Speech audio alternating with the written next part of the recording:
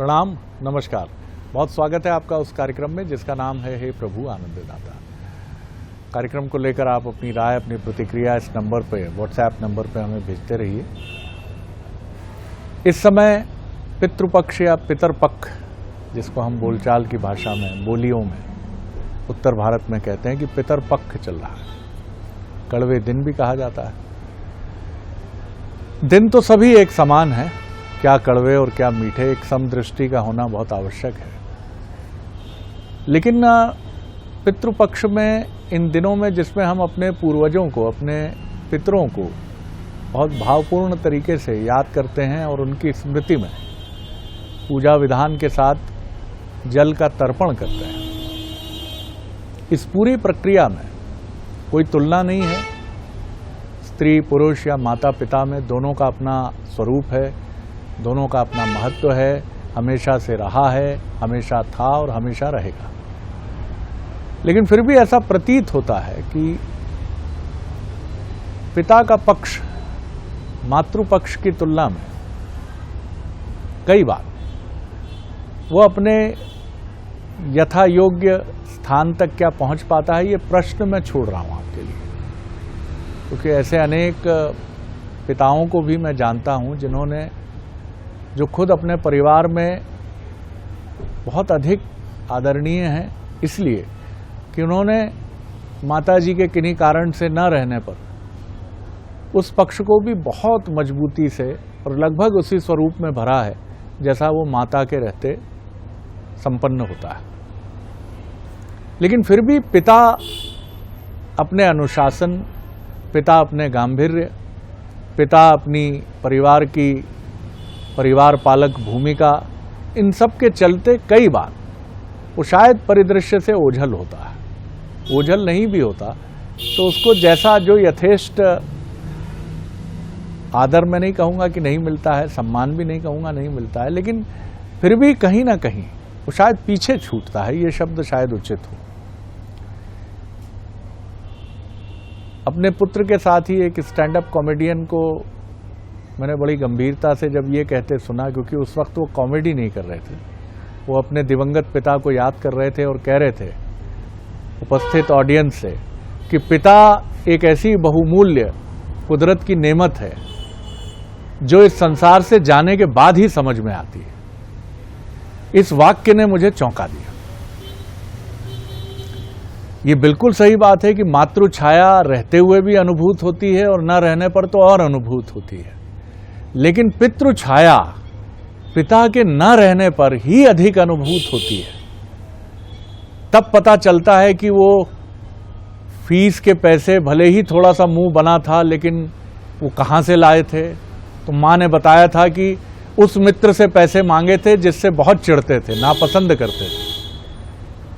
अब एक पिता अपने स्वाभिमान को दांव पर रखकर अपने पुत्र के लिए धन लेकर आ रहा है। फिर उसी कॉमेडियन ने आंखों में आंसू भरकर यह कहा था कि मेरे पिता को जब कैंसर हुआ तो 1.5 रोटी मुंह का कैंसर था, 1.5 रोटी खाना भी मुश्किल था, लेकिन जब मैं उनको रोटी खिलाता था तो वो चुपचाप खा जाते थे और डॉक्टर कहते थे कमाल करते हैं आपके पिताजी। लेकिन पिताजी इसलिए रोटी खाते थे कि पुत्र को यह न पता चले कि मेरा चौथा चरण है, किसी भी क्षण मृत्यु वरण कर लेगी, क्योंकि पुत्र के सामने पिता उसी छाया के साथ मौजूद रहना चाहता है। मैंने अपने परिवार में स्वयं अपने पिता को अंतिम समय में भी उसी छाया के साथ देखा है कि तुम चिंता मत करना, मैं जैसे ही स्वस्थ होकर आऊंगा सारी चिंताओं का हरण हो जाएगा परिवार की। और उनके उस स्वरूप को याद करके आज भी आंखें भीग जाती हैं और मैं प्रणाम करता हूं कि ये बरगदी साहस, हिमालयी साहस, मृत्यु की गोद में खेलने वाला मेरा पिता कहां से लाता।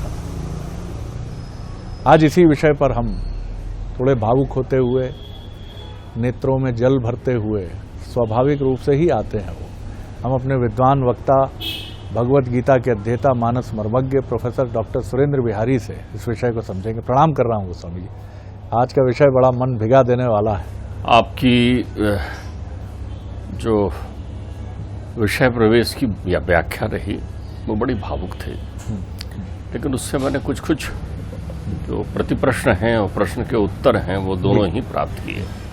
सबसे पहले तो ये सत्य है कि ये दिन कड़वे हैं। ये दिन कड़वे इसलिए हैं कि हम उन्हें स्मरण करते हैं जिनके रहते हुए हम उनकी नहीं सुन पाते, जिनके रहते हुए हम उन्हें ना सुन पाते ना समझ पाते। ये दिन कड़वे इसलिए हैं कि हम उनके द्वारा निर्दिष्ट किए गए और उनके दिखे हुए स्वप्न को पूरा करने में कितने सफल हैं या सफल नहीं हैं। ये उस औषधि की तरह से है जिसको आप कुनैन की गोली कहते हैं कि इस पूरे दिनों में एक एक कुनैन की गोली खाते हुए आप अपने पितृवंश का चिंतन करिए और सोचिए, आत्मावलोकन करिए कि आप कितने सफल हैं, कितने असफल हैं। यदि सफल हैं तो आप उन्हें जो श्रद्धांजलि दे रहे हैं उसमें एक आनंद के भाव होंगे, और अगर आप असफल हैं तो जो आप उनको श्रद्धांजलि दे रहे हैं उसमें संकल्प के भाव होंगे कि मैं ऐसा करके दिखा दूंगा, मैं जरूर करूंगा। और दोनों ही स्थिति में उन्हें हर्ष होता है। इसलिए इन दिनों को कड़वा इसलिए कह दिया जाता है कि जब भी आप भीतर की यात्रा करते हैं तो आपकी स्मृति में वो कड़वाहट जो है वो अनुभूत आप कर सकें, और उस कड़वाहट के साथ आप एक प्रसन्नता, एक संकल्प की स्थिति को प्राप्त कर सकें। देखिए, पिता एक अनुपम संपत्ति भंडार की कुंजी है, अनंत भंडार की कुंजी है। माँ के समय, माँ के आंचल में बैठा हुआ पुत्र जो है पूरी दुनिया से अपने आप को सुरक्षित अनुभूत करता है, लेकिन पिता की उंगली पकड़कर जब वो चलता है तो पूरी दुनिया का मालिक होता है। उसे ऐसा लगता है कि पूरी दुनिया उसकी मुट्ठी में है, और माँ के आंचल में लगता है कि दुनिया उसका कुछ बिगाड़ नहीं सकती। जहां पर लोग गृहस्थ जीवन को संपूर्णता के साथ जीते हैं, वहां पिता जो है माँ की भावनाओं में समाहित होता है, माँ की ममता में वो पितृत्व का स्नेह समाहित होता है। क्योंकि एक पिता तब प्रसन्न हो जाता है जब पुत्र को माँ के प्रति आदर भाव के साथ माँ की सेवा में देखता है। कनखियों से देखता है पिता की देखने की शैली कनखियों में होती है। पिता मन में हंसता है, बाहर मुस्कुराता है। जब आपकी कोई उपलब्धि देखता है, माँ के साथ आपको लाड़ करते देखता है। इसलिए ध्यान रखिए, बाबुल का घर कहा गया है बिटिया को लिए। एक पिता जो है अपनी संकल्प शक्ति से उसकी महतारी यानी अपनी अर्धांगिनी के जीवन में आधा नहीं, पुत्र के संदर्भ में, पुत्र के संबंध में संपूर्ण समाहित होता है। आप देखिए, जनक जी कनखियों से देख लेते हैं सीता जी को जब वो मंदिर से प्रसन्न लौटती हैं, और वो भी तय कर लेते हैं कि सीता क्या राजा हैं, क्या उनके सेवक उन्हें नहीं बता रहे हैं कि वहीं उस समय फूल चुन रहे थे रामलला, और वहीं मैया गई थी और फिर से लौटकर फिर मंदिर में गई। तो जनक जी कनखियों से देखकर समझ जाते हैं। उनके अंतर्मन में राम को देखकर प्रसन्नता होती है। उन्हें लगता है कि ये अद्भुत व्यक्तित्व ही मेरी सीता का वर्णन करे। ध्यान रखिएगा, दशरथ वचनबद्ध हैं कैकेयी के साथ, लेकिन पुत्र के साथ कुछ बोलते नहीं, संवाद नहीं करते। दशरथ ने पूरी रामायण में अपने पुत्र से ये नहीं कहा कि तुम वन में जाओ, क्योंकि उन्हें पुत्र प्राणों में बसते हैं। ध्यान रखिएगा, संतान पिता के प्राण होते हैं। सही बात। संतान पिता के प्राण होते हैं। अपने अंतर्निहित प्रक्रियाओं में पिता पूर्णता उनको समाहित करके रखता है। आप देखिए कृष्णलला के जीवन में मैं देखता हूं कि कितनी लीलाएं यशोदा मैया के साथ वर्णित है। तो हम वहां किसको भूले रहते हैं? हम वहां नंद बाबा को भूले रहते हैं। हम वहां किसको भूले रहते हैं? हम वसुदेव जी को भूले रहते हैं। हम देवकी का ही चिंतन करते हैं और हम नंद बाबा का ही चिंतन करते हैं। तो क्या नंद बाबा ने उस आनंद रस का पान नहीं किया है? वो तो उस आनंद रस में समाहित ही हैं, लेकिन वो केवल देखते थे कि एक माँ अपने पुत्र के साथ कितने आनंद में है। आज के दौर में शरद जी क्या जमाना है, मुझे लगता है आपका व्यक्तिगत सुख कितना बड़ा हो जाता है कि आप संतान को छोड़ के विरक्त हो जाते हैं। आपके व्यक्तिगत सुखों में ऐसी कौन सी बात हो जाती है जो अपने आंख को छोड़ने के लिए आप विवश हो जाते हैं और परस्पर अपने अपने रास्तों पर चलते हैं। एक पिता, चाणक्य कहते हैं, अनुमंतो पिता पुत्रो माता पुत्रो सन्मना। पुत्र को अपने पिता का आज्ञाकारी होना चाहिए, वो घर स्वर्ग की तरह हो जाता है, और माता की मति से चलने वाला होना चाहिए। अब माता की मति और पिता की आज्ञा एक में समाहित है दोनों प्रक्रियाओं में। एक पिता जो है अपने संपूर्ण जीवन काल में बाहरी परिक्षेत्र में लगा हुआ रहता है, लेकिन उसके अंतर्मन में अपने संतान के प्रति विशेष अभिवृद्धि की भावना होती। इसी पर एक प्रश्न है डॉक्टर साहब,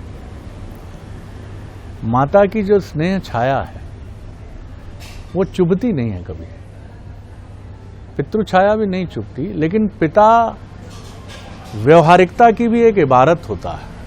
वो जानता है कि माँ कह रही है कि जीवन फूलों का सेज है, मेरा लाडला तो कन्हैया है, मेरा लाडला तो राम है, मेरा लाडला तो सब कुछ कर लेगा। पिता जानता है कि ये माँ का स्नेह है, ये आएगा तो दुनिया में ढेरों कष्ट भी इसके लिए खड़े होंगे। इसीलिए जब वो ये कहता है कि पढ़ो, रोजगार हासिल करो, जीवन को व्यवस्थित करो, तो बात बहुत चुभती है, क्योंकि वो हमारी आलोचना भी करता है। तो सवाल ये है कि इस पक्ष को हम जीवन में उन्हीं लोगों को चाहते हैं जो हमारे इर्द गिर्द रह के हमारी प्रशंसा करें, हमारी माँ भी क्यों ना हो। जी देखिए, इसमें एक बात समझिए, पहले आप ये आत्मचिंतन करिए कि आप अपने पिता से कब बात करते हैं। आपके पिता से बात करने के तरीके में कभी हमने चिंतन किया था? अलग अलग स्वरूप होता है। बालक के स्वरूप में जहां आप पिता को देखकर प्रेम करते हैं, अत्यंत प्रेम गलबहियां कर देते हैं। किशोर होने पर आपको उनको देखकर डर लगता है। क्यों? आप उस समय उच्छृंखल प्रक्रियाओं में होते हैं और पिता चाहता है आप अनुशासित हों। घर में एक सदस्य, बहुतेरे घरों में ऐसा भी होता है कि पिता तो लाड़ की मूरत होते हैं और माँ जो है वो अनुशासन की प्रक्रिया संभालती है। ये दो पटरियां हैं, ध्यान रखिएगा। अगर आपका सफल परिवार है तो इतनी बढ़िया, अंग्रेजी में कहूं तो अंडरस्टैंडिंग रहती है कि एक लाड़ कर देगा तो दूसरा ताड़ना दिखा देगा। पश्चिम और दक्षिण भारत हाँ, दोनों तो अलग, दोनों ही सत्तात्मक नहीं है, दोनों ही प्रक्रियाएं सफल हैं। प्रश्न ये है कि एक तरफ कहीं ना कहीं दंडात्मक शक्ति हो और एक तरफ कहीं उदार मना की प्रक्रिया हो, तो ये समन्वित भाव से चलती है। लेकिन दूसरी स्थिति देखिए, क्या आपने अपने पिता से मित्रता करने की कभी कोशिश की? क्या आपने कभी पिता के करीब आने की कोशिश की? आपने कहा साहब उनसे डर लगता है। बहुत सारे लोग कहते हैं, बहुत सारे लोग ऐसे भी हैं पढ़े लिखे लोग, उनको समझ नहीं है, उनको समझ नहीं है। तो ये आपका भ्रम हो गया ना। आप इतने बड़े हो गए कि आपको अपने पिता समझदार नहीं लग रहे हैं, जिन्होंने आपको समझदार बनाया है। ध्यान रखिएगा। तो क्या आप अपने पिता से बात करने की पात्रता रखते हैं? हमारे यहाँ तो बात करने का क्रम भी है। आप यदि अपने पिता से बात करने की पात्रता रखते हैं, प्रेम रखते हैं, संबंध रखते हैं, तो आपकी कही हर बात पिता पूरी कर देंगे, बशर्ते उस पात्रता को आप प्राप्त कर लें, उस सहजता को, उस आत्मीयता को। नंद बाबा इंद्र की पूजा करते हैं, भगवान की, इंद्र की पूजा करते हैं। नंद राजा हैं, नंद राजा हैं, और राजा जो निर्णय लेता है उसको सारे लोग मानते हैं, सभी लोग इंद्र की पूजा करते हैं। लेकिन एक दिन पुत्र की इच्छा होती है कि पिता से बात करूं। छोटा पुत्र, किशोर पुत्र, 7 वर्ष का पुत्र अपने पिता से बात करने पहुंचता है और अपने पिता से कहता है, पिताजी ये पूजन किसके लिए कर रहे हैं? नंद बाबा कहते हैं, वो इंद्र देवता के लिए, वो बरसात के देवता है, वो पानी गिराते हैं, उनकी पूजन करते हैं हम लोग एक बार। बोले कभी आपने इंद्र देवता को देखा? वो कहते हैं, नहीं बेटा, मैंने इंद्र देवता को तो नहीं देखा। बोले देखा नहीं, फिर भी पूजन करते हैं? पिता रुक जाते हैं। संवाद के क्रम में वो अनुभूति महसूस करते हैं। वो उनसे कहते हैं कि इंद्र की नहीं, आप गिरिराज की पूजा करें, जो हरियाली देते हैं, जो अपने गौ माता को ग्रास देते हैं। और पिता अपने पुत्र की बात मानते हैं। कौन पिता है जो पुत्र की बात नहीं मानेगा? लेकिन पुत्र बात करने की योग्यता तो रखे, पिता का क्रंदन अनुभूत करे। ध्यान रखिएगा, हमारे यहाँ तो ऐसा भी वर्णित है श्रीमद् भागवत पुराण में, एक रोदन की व्याख्या है। पिता कट्टर इसलिए होता है कि नारियल की तरह होता है, भीतर मुलायम है, बाहर कड़ा है। माँ जो है भीतर और बाहर एक सी होती है। पिता जो है नारिकेल फल की तरह है, कि जो बाहर कड़ा है, भीतर मुलायम है। अब आप देखिए, हमारे यहाँ एक वर्णन है, हमारे यहाँ एक चित्रकेतु का वर्णन है, जिसकी अनेकों नेक रानियों में एक पुत्र है, और पुत्र से इतनी प्रीति है कि जब पुत्र चला जाता है तो वो इतना क्रंदन करते हैं कि त्रिलोक हिल जाता है। वर्णन आप समझिए, इतना क्रंदन। पिता जिस दिन अपने हृदय का उद्गार, अपनी करुणा, अपना प्रेम बिखेरेगा ना, सागर भी कम हो जाएगा, हिमालय की ऊंचाई भी बौनी हो जाएगी। इतना प्रेम करता है पिता अपने पुत्र पुत्रियों दोनों से। आप ये समझ लीजिए, वो देखते रहता है। आजकल के जमाने में तो मैं पिता का दूसरा प्रेम देखता हूं, वो इतनी सहजता में आ गए हैं, और पुत्र को बड़ा होते देखकर वो इतने खुश हैं कि पुत्र और पुत्री जिस भी प्रकार की मांग रखे हैं, अगर वो विरोध में भी है तो माँ के माध्यम से अपनी प्रक्रियाएं करता है। उनके क्रंदन को सुन करके जब त्रिलोक हिलता है चित्रकेतु के, तो उस मृत पुत्र को भी आना पड़ता है। तब वहां परमात्मा कहते हैं कि पिता का स्नेह इतना अपरिमित होता है, इतना अपरिमित, तो हम अपने पिता के साथ मित्रता नहीं कर पाते, हम उसी अवस्था में प्राप्त रहते हैं। दूसरा, पिता से वही लोग बचना चाहते हैं जिनमें 3 बुराइयां होती हैं। जो स्वच्छंद रहना चाहेंगे उनकी पिता से नहीं जमेगी। पिता में कोई ऐसी बुराई होगी जो आपको पसंद नहीं होगी, तो आप उनसे दूरी बनाकर रखोगे। आज के दौर में पिता मद्यपान करने वाले, पिता कुमार्गी भी होते हैं, उनको देख लेंगे तो महतारी जो पीड़ित रहती है, ध्यान रखो महतारी तब तक उस प्रक्रिया में प्राप्त रहती है जब तक उसका पुत्र युवा नहीं होता, बड़ा नहीं होता। बड़ा होने पर महतारियां जो है अपने विद्रोह का प्रदर्शन पुत्र के माध्यम से करती है, विरोधाभास। वो चाहती हैं कि पिता को वो ठीक करे। दूसरी स्थिति यदि पिता में प्रतिकूलता की स्थिति हो। तीसरा, मनभेद होने पर वो नहीं मिलता। पिता पुत्र में मतभेद नहीं होता, मनभेद होता है। तो आप इन तीनों चीजों से यदि मुक्त हैं तो अपने पिता के साथ सानिध्य लेंगे। जहां तक पितृपक्ष का सवाल रहा, इस पितृपक्ष का आपने प्रश्न उत्पन्न किया है। पितृपक्ष आपके जीवन में तर्पण की केवल विधा नहीं है। पितृपक्ष आपके जीवन में एक ऐसी प्रक्रिया की उत्पत्ति करना चाहता है जिसके माध्यम से आप वंश, कुल और परंपराओं का अनुसरण कर सकें, और इनके लिए आप योग्य पात्र होते हैं जो वंश, कुल और परंपराओं का अनुसरण करते हैं। तो पिता और पुत्र का प्रेम ममत्व पर भारी है, मैं ऐसा नहीं कहूंगा, लेकिन ममत्व में पितृत्व समाहित होता है, क्योंकि एक योग्य पिता चाहता है कि उसका पुत्र अपनी माता की देखरेख करे। हमारे यहाँ एक सहज की उदंती इस रूप में भी बनी हुई है कि हर महतारी सोचती है परंपरागत कि मैं जो है इनके पहले चली जाऊं तो जो है ये जीवन में मुझे किसी के ऊपर बोझ ना बनना पड़े, ये मेरी देखरेख करते हैं। सुरक्षा के दो भाग हो जाते हैं, पुत्र और पत्नी। लेकिन अब दौर ऐसा है, स्वास्थ्य का दौर आ गया है, सारी प्रक्रियाएं हो गई है, तो एक महतारी अपने पुत्र के माध्यम से ये चिंता व्यक्त करती है कि पिता भी स्वस्थ रहें। एक पुत्र का कर्तव्य है कि माता पिता में भेद ना करे।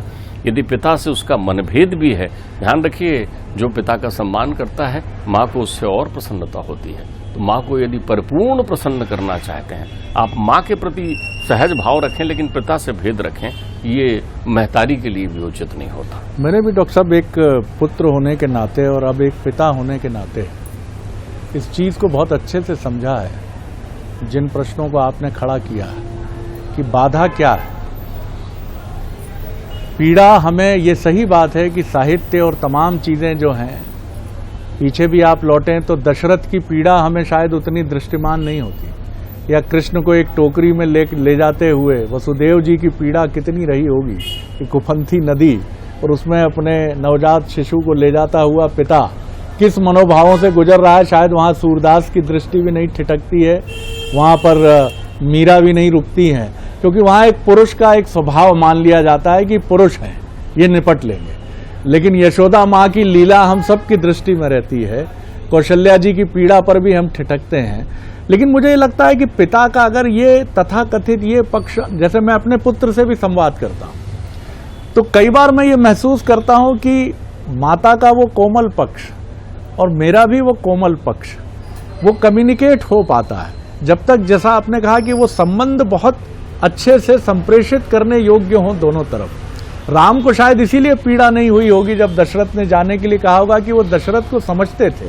इन सारे उदाहरणों में गूढ़ता है, पहले आप समझ लें। मैं आपके मूल प्रश्न का उत्तर इन दोनों उदाहरणों को स्पष्ट करने के बाद दूंगा।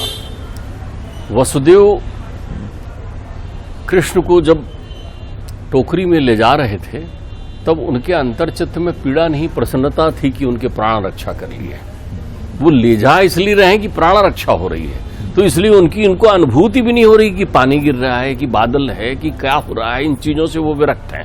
उनके मन में इस बात का सुख है कि मेरा पुत्र अब सुरक्षित हो जाएगा, मैं कारावास से बाहर हो गया हूं। दशरथ के मन में राम को लेकर पीड़ा नहीं है, दशरथ के मन में स्वयं को लेकर पीड़ा है। राम तो अनुमंता पिता पुत्र हैं, राम के प्रति उनके चित्त में कोई पीड़ा नहीं है। राम के प्रति उनका विशुद्ध निर्मल भक्तिपूर्ण प्रेम जो है उनके प्राण के साथ चला जाता है। उन्हें पीड़ा अपने कृत्य के लिए, राम के लिए नहीं है। राम से तो संवाद भी नहीं कर रहे हैं। अब आपने जो एक बड़ा व्यवहारिक प्रश्न उत्पन्न किया, तो यहां ध्यान रखिएगा, आज एक विचारणीय प्रश्न है। आप जिन तथ्यों में अपना जीवन व्यस्त करते हैं, ये प्रश्न पिताओं के लिए है। पितृपक्ष में जो पिता संसार सागर में अपने संतानों के मध्य हैं, चाहे वो पुत्र हो या पुत्री हो, संतान में दोनों ही समाहित हैं, दोनों में कोई छोटे बड़े का चिंतन नहीं है। उनसे ये चिंतन है कि आप धनोपार्जन में यदि लगे हैं तो किसके लिए, धनोपार्जन में लगे हैं तो किसके लिए, आप बहुत अधिक व्यस्त हैं तो किसके लिए, और यदि आप कुछ नहीं कर रहे हैं और बैठे हुए हैं प्रमाद अवस्था में तो किसके लिए। इन सारे प्रश्नों का सार ये है कि आप यदि एक अनवरत श्रृंखला के वृक्ष बनना चाहते हैं, जिसकी जड़ें इतनी गहरी हो कि ना रहने के बाद भी चलती रहे, तो आपको अपने संतान के लिए समय देना होगा। और संतान के लिए समय देने का बहुत सीधा सा अर्थ है कि आपकी संतान से आत्मीयता और मित्रता कितनी है। कोई पुत्र यदि आपसे बात करने में डरता है तो ये आपके लिए गर्व की बात नहीं है कि आपका पुत्र आपकी आंखों से डरता है। उसकी एक सीमा है, आपको अपने पुत्र से संवाद करना होगा। आज माता और पिता अपनी संतानों से संवाद में विरक्त हो रहे हैं, उनका कम्युनिकेशन गैप हो रहा है। इसकी परिणति हो रही है कि प्रत्येक घर में बच्चों के ऊपर विपदा आ रही है, और मैं इसके लिए बहुत ज्यादा जिम्मेदार माता पिता को मानता हूं, जिनके बीच संवाद नहीं है। आप बच्चे को आप देख रहे हैं वहां नहीं जाना है, क्यों नहीं जाना है कि आप उसे बता रहे हैं, ऐसा नहीं करना है, क्यों नहीं करना है बता रहे हैं। दूसरा, यदि कोई वो सृजनशील काम करना चाह रहा है, मैं कह रहा हूं गिरेगा ना, उठ के खड़ा हो जाएगा, चलना सीख जाएगा। तो आप इन तथ्यों की ओर भी चिंतन करिए। पितृपक्ष में इन व्यवहारिक प्रश्नों को भी देखिए। अपने पुत्र से बात करने में संकोच कैसा शरद जी, खूब बात करिए। यदि वो बच रहा है तो बुलाकर बात करिए, मोबाइल में व्यस्त है तो छुड़ा कर बात करिए, लेकिन आत्मीयता से बात करिए, क्योंकि आपको अपने पुत्र या संतान या पुत्री से मित्रता का बर्ताव करना है। वो अब रहा प्रश्न अपन एक पिता का पक्ष देखना है। संतान के बारे में ये चिंतन तो देखें कि एक पुत्र जो है संसार में सबसे श्रेष्ठ अपने पिता को समझता है। ठीक, एक पुत्री संसार में सबसे श्रेष्ठ अपने पिता को समझती है। एक पुत्री जो अपने घर पहुंचती है विवाह के बाद में, और यदि उसकी सास या कोई और परिवार के सदस्य एक शब्द भी उसके पिता के बारे में प्रतिकूल कहें तो उसे कितनी चोट लगती है। उसके आदर्श हैं, तो आप जिसके आदर्श हैं उस आदर्श को बनाए रखिए, और उस आदर्शवान बनाने के लिए उसके साथ सतत संपर्क में रहिए। इस पूरे डिस्कोर्स का सार यही है,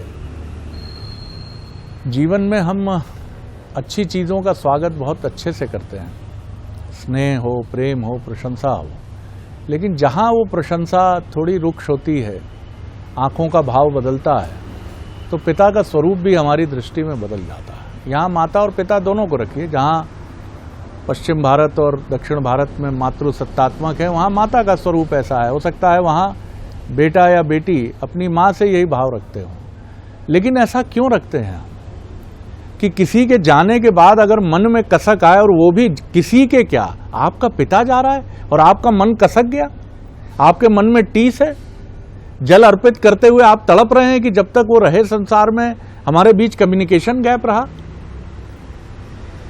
आप देखते हैं, बार बार याद करते हैं, पिताजी की छड़ी देखते हैं, उनके कपड़े देखते हैं, तो आपको याद आता है कि कितना कुछ उनके अधर, उनके होंठ फड़कते थे, कहने के लिए रुक जाते थे, आप भी ऐंठ के चले जाते थे घर से बाहर। अरे आपने समझा ही नहीं पिताजी, कहाँ दुनिया कहाँ से कहाँ पहुँच गई। फिर आपने एक जुमला और जड़ दिया, अरे आपको कितने ईमानदार थे, आप 3 प्लॉट खरीद लेते आप E3 में, आपको तो ईमानदारी का गुमान था ना। आप तो ये कहलाना चाहते थे मंत्रालय में कि सबसे बढ़िया सुपरिंटेंडेंट आप हैं। और पिता एक फीकी मुस्कुराहट कहता, बेटा तुम्हें नहीं रोका है किसी ने, तुम कमाओ खूब दबाकर, आगे बढ़ो, चलते चले जाओ। फिर आप कहते हैं ये बहू भी तो आप ही ने पसंद की अपनी, हम तो सोच रहे थे अपना जीवन थोड़ा और स्टैब्लिश करेंगे। तब भी पिता फीकी मुस्कुराहट के साथ मुस्कुरा देता है, क्योंकि आप तब अपनी तमाम असफलताओं का ठीकरा, माफ कीजिएगा, कई बार आप अपने पिता पर फोड़ते हैं, क्योंकि ये संसार का नियम है कि सबल व्यक्ति की तरफ ही उंगली उठाई जाती है। और इसीलिए जब पिता नहीं रहता तब हम ये सुनते हैं कि पिता एक ऐसा अमूल्य दर्शन है जो इस संसार में न रहने के बाद ही समझ में आता है। शरद जी, यहाँ मैं आपसे एक बात और कहूंगा। आपने कितनी अच्छी बात कही, पत्थर फलदार वृक्ष के ऊपर ही चलाया जाता है। ठीक बात। सूखे पेड़ों पर कोई पत्थर नहीं चलाता। और आपकी दृष्टि में फलदार वृक्ष सदैव पिता होते हैं, तो फलदार वृक्ष के नीचे छांव में बैठे रहिए, लेकिन खाली फल नहीं खाइए, उस वृक्ष की रक्षा, सुरक्षा और आदर सत्कार करने में भी जीवन बिताइए। बिल्कुल आपने ठीक कहा। इसीलिए ये बहुत पीड़ादायक होता है कि पिता के न रहने पर आप उनके प्रति पीड़ा से भरें, क्योंकि सबसे महत्वपूर्ण उपक्रम इस संसार का यही है कि चाहे माता हो, पिता हो, भाई बंधु हो, मित्र हो, उनके इस संसार में रहते आपका प्रेम उनके प्रति बहुत स्पष्ट रूप से परिलक्षित हो, तब तो वो प्रेम है। नहीं तो तस्वीर के सामने रोना, मैं नहीं कहूँगा निरर्थक है, भावना तो कम्युनिकेट होती ही है, लेकिन बहुत कुछ बदल जाता है। और वही गीत याद आता है कि सब कुछ लुटाकर होश में आए तो क्या किया।